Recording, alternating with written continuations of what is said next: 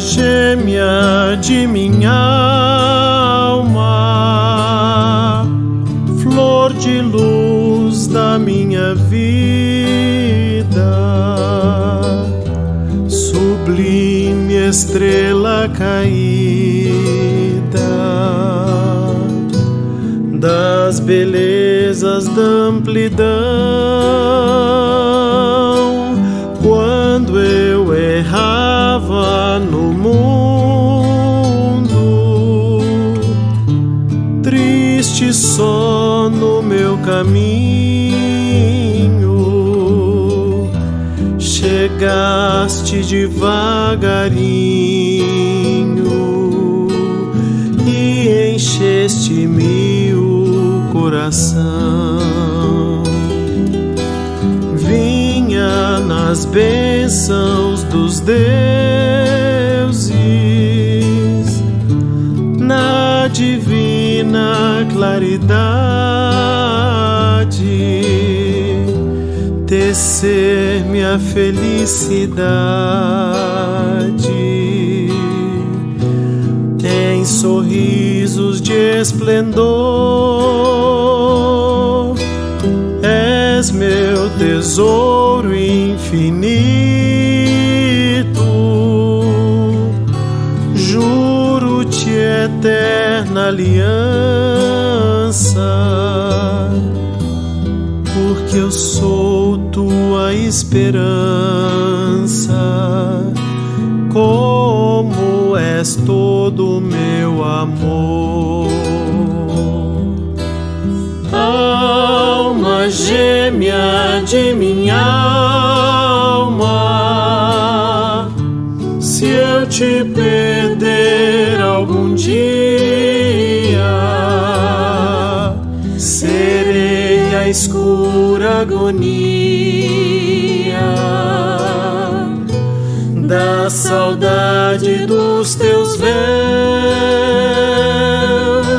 Se um dia me abandonares, luz terna dos meus amores, hei de esperar-te entre as flores da claridade dos céus. Alma gêmea de minha alma, flor de luz da minha vida, sublime estrela caída das belezas da amplidão. Quando eu errava no mundo, triste só no meu caminho, chegaste devagarinho e encheste-me o coração. Vinha nas bênçãos dos deuses, na divina claridade, tecer minha felicidade em sorrisos de esplendor. És meu tesouro infinito, juro-te eterna aliança, porque eu sou tua esperança. Como és todo o meu amor, alma gêmea de minha alma. Se eu te perder algum dia, serei a escura agonia a saudade dos teus véus. Se um dia me abandonares, luz terna dos meus amores, hei de esperar-te entre as flores da claridade do céu.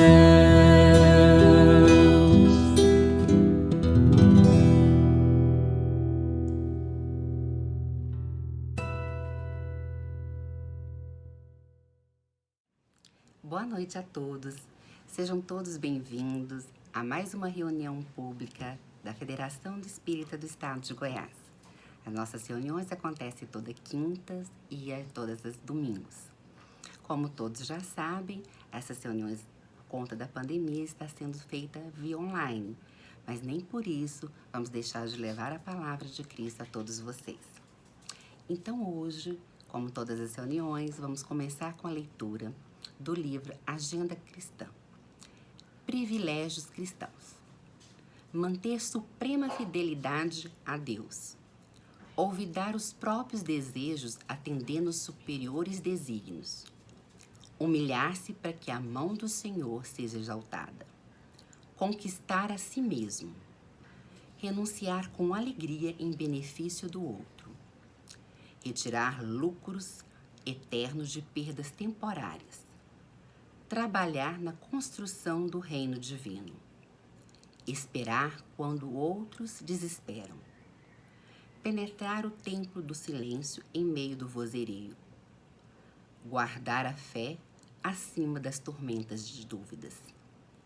Calar a tempo de modo a não ferir. Falar com proveito. Ouvir o divino amigo em plena solidão. Servir sem recompensa. Suportar com valor a própria cruz. Sofrer, aprendendo e aproveitando. Amar sem exigências. Ajudar em segredo. Semear com o Cristo, desapegando-nos dos resultados. Encontrar irmãos em toda parte. Cultivar o prazer de ser útil. Discernir o justo valor das causas e das coisas. Santificar o mal, amparar com sinceridade os que erram, perdoar quantas vezes for necessário, superar os obstáculos, conservar a jovialidade e a doçura, sustentar o bom ânimo, desprender-se dos enganos do mundo antes que o mundo nos desengane, perseverar no bem até o fim. Então agora, vamos fazer a nossa prece. Vamos fechar os nossos olhos, serenar nossos corações, acalmar nossos pensamentos e pensar na imagem do Senhor Jesus. E falemos assim: Mestre, mais uma vez venho aqui te agradecer pela oportunidade do estudo, pela oportunidade que nos dá a cada dia de levar a sua palavra, de ser cristãos e servir o Senhor sempre. Que a espiritualidade amiga venha ao nosso encontro e possa sustentar essa reunião, que possa abençoar o nosso palestrante de hoje, que coloque nele a tua fé, a verdade que está no Espiritismo e que está na gente.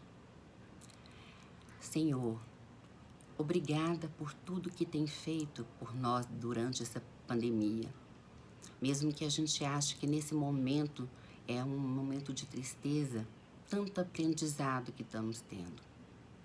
Senhor, dai-nos força para perseverar sempre, porque somos cristãos e temos o privilégio de ser. Obrigada, e que o palestrante de hoje seja iluminado por hoje e sempre. Que assim seja. E hoje temos como palestrante Renner Ribeiro. Ele é um palestrante espírita, voluntário da Federação. Ele é casado, engenheiro civil e trabalhador da GEAC, que é o Grupo Espírita Allan Kardec. E hoje o tema da sua palestra é Tudo Posso naquele que me fortalece. É com você, Renner. Obrigada. Olá, meus amigos. É com muita alegria que a gente vem aqui novamente para mais um encontro virtual, até que as coisas se normalizem e a gente possa novamente, presencialmente, com muito prazer, nos revermos.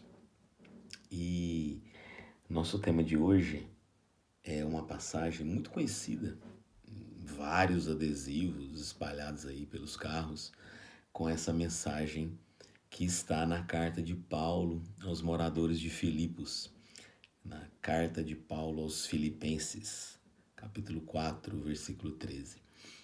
A gente conhece mais como tudo posso naquele que me fortalece. Mas na maioria das Bíblias a gente vai achar assim: posso todas as coisas em Cristo que me fortalece.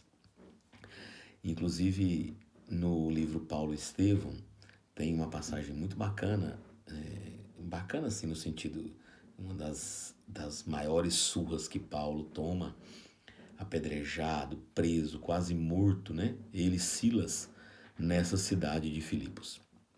Vale a pena pesquisar e ler o livro Paulo e Estevão também.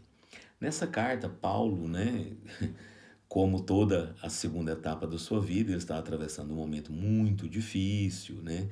E ele vai falar pra gente, né, sobre o amparo divino em tudo, a gratidão a Deus, a gratidão aos homens, né? Tudo que a gente deve sentir e expressar, né?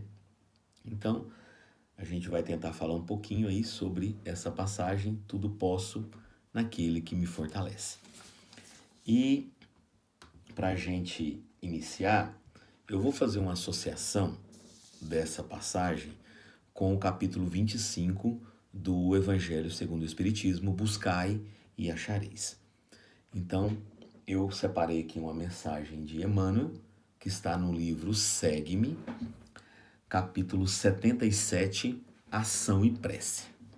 Eu acredito que os espíritos devem ter colocado esse capítulo 77, porque a passagem de Mateus está no capítulo 7, versículo 7, né? Chico sabia o que estava fazendo. Então vamos lá. Emmanuel sempre inicia com a passagem do Evangelho e vamos lá. Pede e dar-se-vos-á. Buscai e achareis, batei e abrir-se-vos-á. Mateus capítulo 7, versículo 7. Prece é orientação, serviço é merecimento. Prece é luz, serviço é bênção. Muitos irmãos rogam o auxílio do céu, trancando, porém, o coração ao auxílio em favor dos companheiros que lhes solicitam apoio e cooperação na terra. Nosso próximo. A evolução, no entanto, em qualquer território da vida, é entretecida em bases de intercâmbio, é construída em bases de intercâmbio. O lavrador retém o solo e os elementos da natureza. Você é dono lá da chácara. Mas, se aspira a alcançar os prodígios da colheita, deve plantar. Então, você está olhando lá para o pasto. Se você não arar ele, não colocar a semente e não vier a chuva, não vai nascer o milho. Se você não plantar o milho. O artista possui a pedra e os instrumentos com que lhe possa alterar a estrutura. Mas, se quer a obra-prima, há que burilá-la com atenção. Eu me lembro até de uma passagem do... Perguntaram para Rodin, aquele que fez aquela escultura daquele homem que está sentado, né, um pensador, perguntando como que ele fez, né? Ele falou, não, que a escultura já estava pronta, ele só tirou os excessos. Então, se a gente não tirar os excessos, não teremos obra-prima. No versículo 7º do capítulo 7 dos apontamentos do apóstolo Mateus, no Evangelho, diz-nos Jesus: Pede e dar-se-vos-á. Buscai e achareis, batei e abrir-se-vos-á. Em linguagem de todos os tempos, isto quer dizer, desejai ardentemente e as oportunidades aparecerão. Empenhai-vos a encontrar o objeto de vossos anseios e tê-lo-eis à vista. Todavia, é preciso combater o bom combate. Trabalhar, agir e servir, para que se vos descerrem os horizontes e as realizações que demandais, que aspirais. Semelhantes princípios regem as leis da prece. A oração ampara sempre.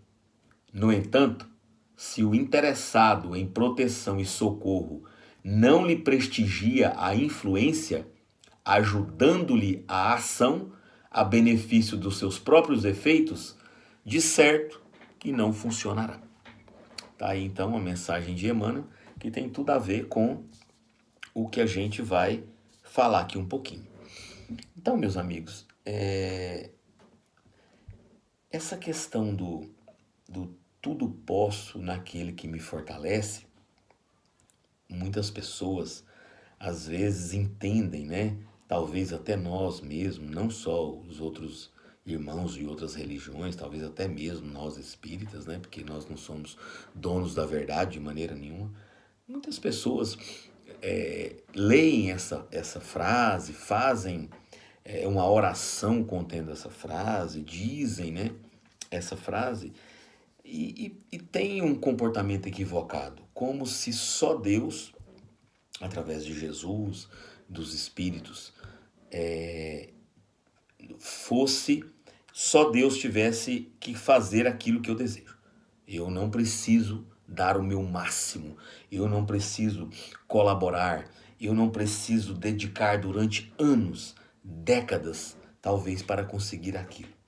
Eu vou para dentro do meu quarto, só fico em oração, não me comporto bem com as pessoas da minha família ou do meu meio, não sou uma pessoa caridosa, não sou uma pessoa amável, não faço nada da minha parte para conseguir aquilo. Eu vou ficar em oração, porque Deus me dá tudo, pede e obtereis, né? Buscar e achareis, então. E aí vem o Espiritismo com a lei da reencarnação, com a lei de causa e efeito, né? Para poder desvendar e colocar luz sobre tantas coisas que a gente compreendia mal, né? Então, é claro que eu posso tudo, né? Tudo eu posso naquele que me fortalece, mas eu preciso fazer minha parte, né?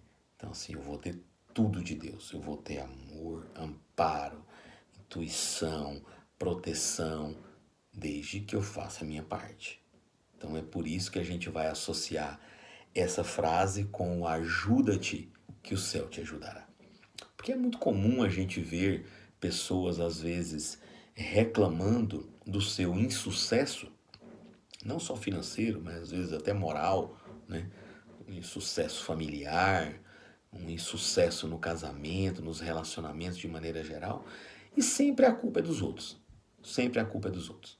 Aquela pessoa que nada que ela começa, ela dedica tempo, ela espera que dê frutos, né? Você vai plantar uma mangueira, né? Pé de manga. Você não vai ter manga daqui a um mês. Você vai plantar um pé de laranja, você não vai ter laranja semana que vem. Não é igual cenoura, não é igual beterraba. Então, assim, a gente precisa investir, confiar em Deus, fazer a nossa parte, esperar, né? E tem mais também, né? A gente não sabe em que nível de expiação, de prova, de reparação que a gente está vivendo. Porque nem sempre aquilo que eu quero faz parte da minha programação. Porque lá na erraticidade, lá no plano espiritual, eu defino, né? Questão 872 do Livro dos Espíritos, eu defino a maioria das coisas, né? O macro da minha programação, da minha reencarnação. E quando eu venho para cá, o meu livre-arbítrio, na maioria das vezes, é em cumprir isso.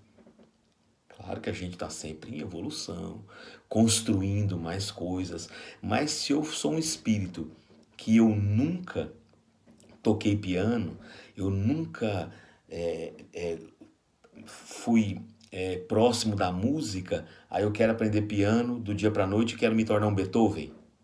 Não vou me tornar, com certeza, porque são investimentos de muitas e muitas encarnações dedicadas à música, dedicadas a gente vê, né, nos livros espíritas, né, espíritos que dedicam várias encarnações a determinados assuntos, a determinadas temáticas, né?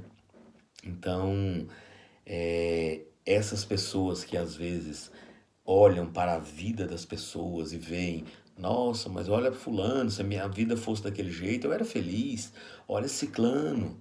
E aí a pessoa, além de olhar a situação que a outra pessoa está, e você pode desejar estar num lugar onde outros estejam, não tem problema nenhum com isso, desde que você não queira o lugar daquela outra pessoa, que você deseje também estar naquele lugar. Não é que você queira roubar aquele lugar. Aí é problema. Mas se você também quer aquele nível de vida, você tem que olhar a caminhada daquela pessoa. Há quantos anos ela faz aquilo? Quantos anos ela dedicou? Morou fora, trabalhou, estudou, se privou de festas, de comemorações, de encontros familiares. Quantas e quantas pessoas são assim, dedicam 10, 15, 20, 30 anos na profissão para depois ter talvez uma situação um pouco mais tranquila, mas continuar trabalhando. Porque a gente vai ver aqui no Livro dos Espíritos que nós não fomos criados para aposentadoria. Não fomos. Diminuir a carga de trabalho de acordo com a idade, sim, mas parar de trabalhar, nunca, jamais. A gente vê os espíritos lá nas obras de André Luiz, né? André Luiz se sente tão pequenino às vezes diante daqueles mentores, e aqueles mentores trabalhando cada vez mais. E André Luiz muda a sua concepção, né, já no primeiro livro da coleção Em Nosso Lar, do que é a vida, né, de um espírito que quer se iluminar, que quer evoluir, né? Então, trabalhar cada vez mais, não vai ter jeito. Então, para aquela pessoa que está sonhando em aposentar com 50, 60 anos e não fazer mais nada, o Kardec vai, infelizmente, né, ou felizmente, né, Kardec não vai te dar uma boa notícia. Então vamos lá. Na questão 675 do Livro dos Espíritos, Kardec primeiro vai dizer, né, é a segunda lei, né, que Kardec, a primeira lei é a lei de adoração, né, que a gente deve adorar a Deus, né, e depois eu já vim falar do trabalho. Olha só, a segunda lei das leis morais já é a lei do trabalho. E aí ele vai falar da necessidade do trabalho. E aí Kardec, os espíritos vão dizer que o trabalho é toda ocupação útil. Olha, então tem trabalho dentro da sua casa. Lavar a louça é uma utilidade? É. Limpar o jardim, ajudar a lavar as roupas, a passar, a guardar, a organizar, cuidar de um idoso, cuidar de uma criança, colaborar nas tarefas da casa, é um trabalho. Você vê que os espíritos não dizem, né? O trabalho é somente uma atividade remunerada. Não. O trabalho é toda ocupação útil. E aí ele vai dizer depois que que o trabalho é imposto ao homem, imposto no sentido que se a gente não trabalhar, a gente não vai sobreviver. Então, até para isso a gente precisa trabalhar, para sobreviver. E aí ele diz que é uma expiação e, ao mesmo tempo, um meio de aperfeiçoar a inteligência. O trabalho está ligado com a lei de progresso. Então, do trabalho a gente progride, no trabalho a gente progride, a gente se eleva, a gente se constrói, a gente se melhora. Então, a gente vai o quê? Progredindo. Então, uma expiação no sentido de que, dependendo do tipo de trabalho que a gente está, né, a gente pode estar vivendo um processo de expiação ou de reparação. Então, isso tudo tem um contexto de acordo com a reencarnação, de acordo com o meio familiar que a gente tá, a gente vê lá nas obras, né, de André Luiz, a gente vê na Revista Espírita também tem vários exemplos, né, no A Caminho da Luz, né, de Emmanuel, que pessoas que foram donos de castelos voltam como empregados daquele mesmo castelo, como escravos, como pedintes, às vezes, né? Porque usaram mal daquele patrimônio que não era seu, você era um administrador, na maioria das vezes muito infiel. Então nós não somos donos de nada, tudo é de Deus, tudo é de Deus. E Jesus, como o nosso governador espiritual que toma conta disso tudo, né? Então, nós, em qualquer trabalho que estivermos, numa cozinha, um motorista de um ônibus, um médico, uma repartição pública, nós estamos trabalhando para Deus, não estamos trabalhando para os homens. Estamos trabalhando para os homens, né? Como Paulo disse lá, né, naquela passagem bem conhecida, né? Sou prisioneiro do Cristo, não sou prisioneiro do Nero. Né? Nero mandou prender ele, né?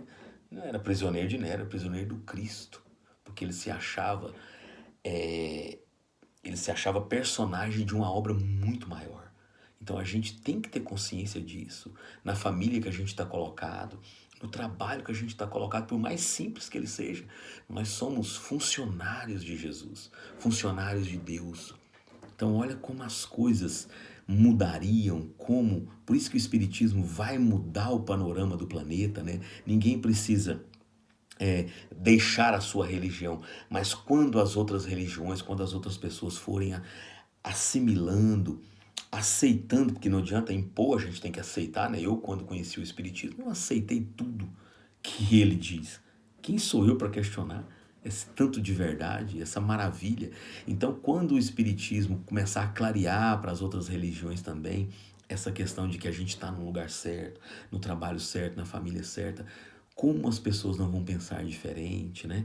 Aquelas repartições públicas, onde tem aquelas pessoas mal-humoradas, que acham que ganham pouco, que não devem se melhorar, que não devem estudar para subirem de carreira, que mesmo por ganharem pouco, que por ganharem pouco não devem tratar as pessoas bem, que não devem cumprir horários porque não são fiscalizados, que eu posso levar coisas para minha casa porque eu não sou vigiado, que eu saio mais cedo porque eu não tenho um patrão, né, como uma empresa privada, que eu chego mais tarde, que eu invento alguma coisa.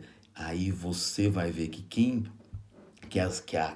aquela empresa, que as pessoas não precisam do seu trabalho. Quem precisa do seu trabalho é você. Eu que preciso do meu trabalho para me construir, para eu melhorar o meio onde eu estou.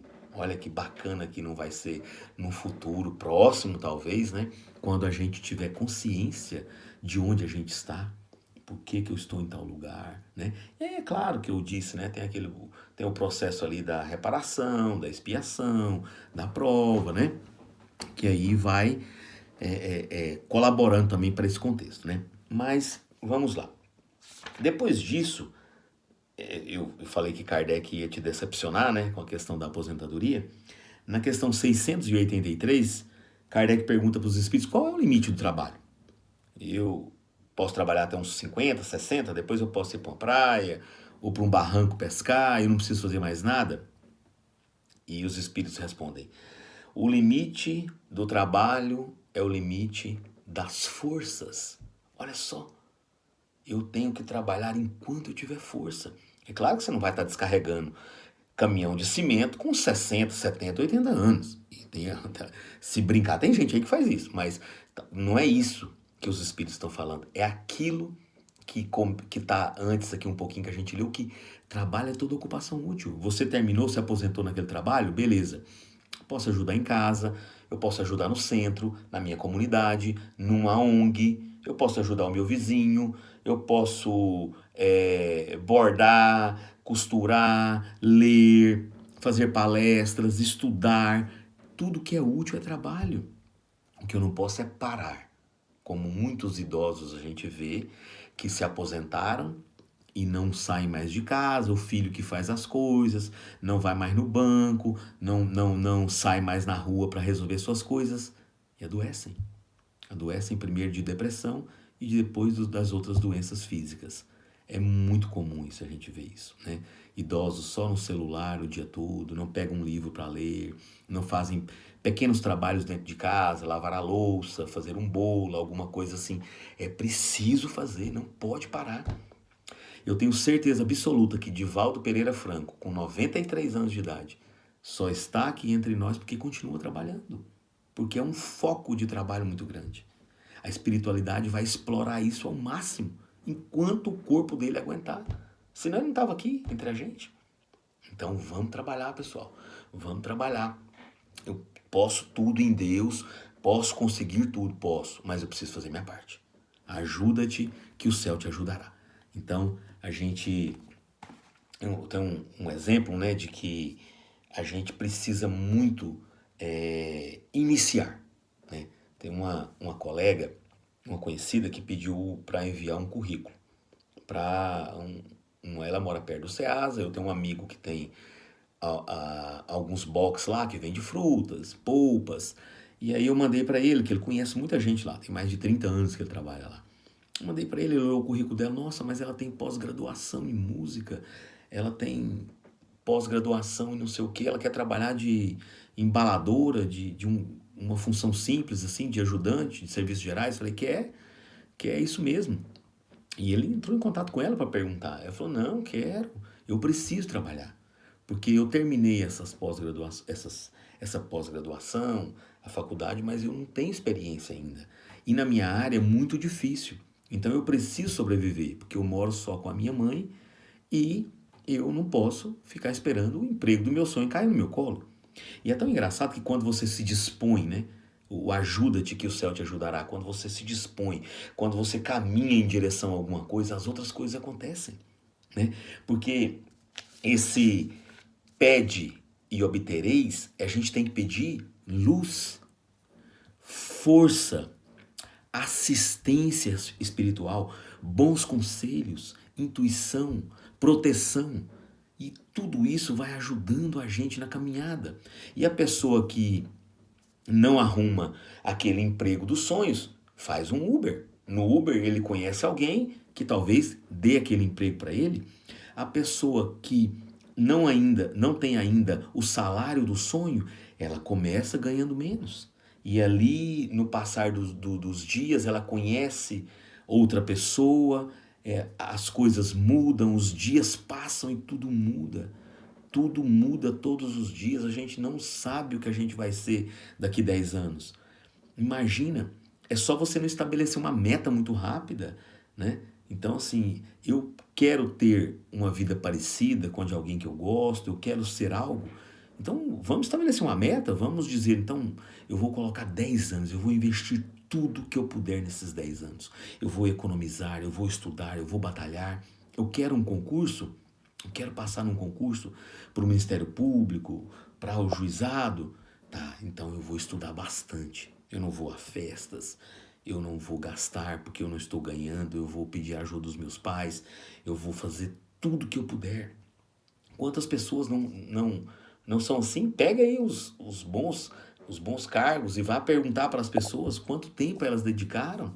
A gente vai ver pessoas que dedicaram 5 anos, 6 anos, 10 anos, né?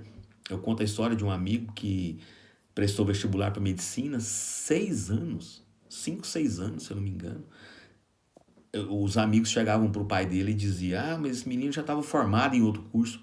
Imagina se o pai dele não apostasse, se ele desistisse porque não passava, porque vestibular para medicina, naquela época que tinha vestibular, que não era o Enem, né? Não estou dizendo que o Enem é mais fácil ou mais difícil, mas na época do vestibular, todas as faculdades de medicina muito concorridas, poucas faculdades de medicina, então era muito difícil.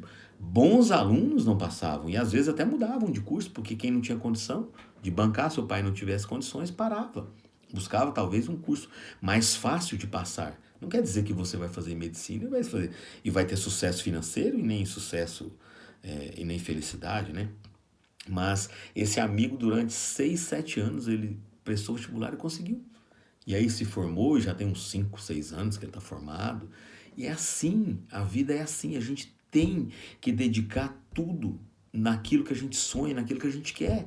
Desde que a gente não passe por cima das pessoas, desde que a gente não prejudique as pessoas que estão próximas, porque se você estiver prejudicando alguém, tá errado esse caminho, tá errado. Então, eu posso tudo, desde que eu faça a minha parte. Eu posso tudo, Deus vai me ajudar, desde que eu também me ajude. É isso que a gente tem que entender, para que as coisas não fiquem assim, parecendo que Deus dá brindes, presentes para as pessoas. Não é assim. Eu preciso fazer a minha parte no limite das minhas forças, da minha dedicação, da minha fé, do meu trabalho. Eu preciso fazer tudo para conseguir. E é muito comum também a gente ver pessoas, né, que reclamam, né? Reclamam, eu não vou trabalhar em tal lugar porque aquele chefe trata mal e os pais às vezes, não, vem aqui, você não precisa desse emprego, e precisa. A gente precisa do primeiro, porque do primeiro vai para o segundo, até a pessoa chegar onde ela vai, aonde está programado. E para ela chegar naquela programação, ela tem que pegar um pouco de experiência. Como eu disse, a pessoa às vezes sai de uma faculdade, como eu saí, não tem experiência nenhuma. Como é que você vai exigir salário, cargo? É preciso às vezes cumprir cargas horárias um pouco maiores, se dedicar, porque você está aprendendo. A gente é funcionário de Jesus aqui na Terra. E não somos funcionários dos homens. Se tudo é guiado com uma mão invisível, maravilhosa, carinhosa, então como que a gente vai estar no lugar errado? Em todo lugar que a gente trabalha, a gente foi colocado por Deus, por Jesus. Então, em lugar nenhum que a gente está no lugar errado. Estamos no lugar certo, com as pessoas certas. Então, quando a gente tem esse entendimento, aí a gente então continua, cansa às vezes é difícil, não é fácil, para ninguém é fácil. Então, a gente volta, tem o final de semana, tem as férias, tem os amigos para conversar, a casa espírita, o trabalho, que às vezes está faltando mais trabalho para aquela pessoa que está cansada, que às vezes ela só está trabalhando materialmente, ela não está trabalhando numa causa, ela não está trabalhando em prol do planeta, porque cadê? Como é que o mundo vai melhorar se todos nós não ajudarmos esse mundo a melhorar? Não tem melhora compulsória. Não tem uma melhora que a gente vai dormir um dia e acordar no outro dia com o mundo melhorado. O mundo melhora com a nossa melhora.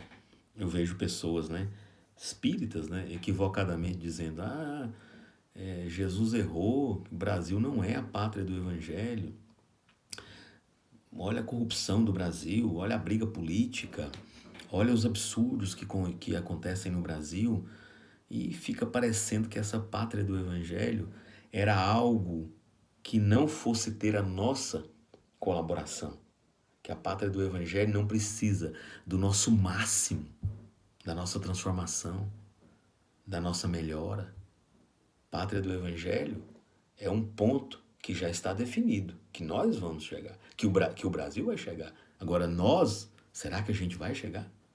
É isso que a gente tem que se perguntar. Será que eu vou fazer parte da pátria do Evangelho?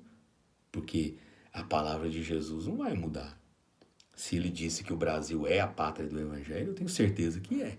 Agora, eu preciso fazer de tudo para que eu mereça fazer parte desse processo. E o trabalho é a mesma coisa. Eu, então, vou estabelecer o que eu quero e vou dedicar o meu máximo. E vou fazer de tudo por aquilo. Não vou ficar chorando dentro da minha casa. Não vou ficar reclamando de salário.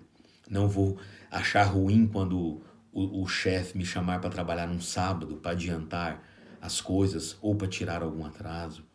Eu não vou achar ruim quando eu não puder sair de férias porque uma pessoa estava doente e eu preciso sair um pouco depois. Eu vou entendendo que eu faço parte de um processo muito maior. Que eu não sou aquela pessoa egoísta que o mundo gira em torno dela. Não, eu vou entender que eu faço parte de algo muito maior, que eu trabalho para Jesus e que se Ele vai sempre me fortalecer, se Deus vai sempre me amparar, eu preciso fazer a minha parte. Não é muito pouco eu fazer a minha parte? Então é isso. A gente, então, agradece a oportunidade, mais uma vez, de poder estar aqui presente com vocês, trazendo um pouquinho das nossas reflexões, sempre costurando ali com a codificação, com as obras de Chico, né? Com as falas de Emmanuel, para a gente entender um pouquinho do nosso dia a dia, né? Para a gente poder até para poder balizar também, né? Como é que a gente tá, para onde a gente quer ir. Estamos todos, né, no mesmo barco, precisamos nos preocupar muito com essa transformação, né? Com essa melhora, porque, como eu disse, a melhora do planeta é a melhora de todos, né? Não é uma melhora compulsória, é uma melhora individual. Quando toda essa individualidade melhorar, teremos então a coletividade melhor. Então é isso. Desejo muita paz a todos e até uma próxima oportunidade. Muito obrigado.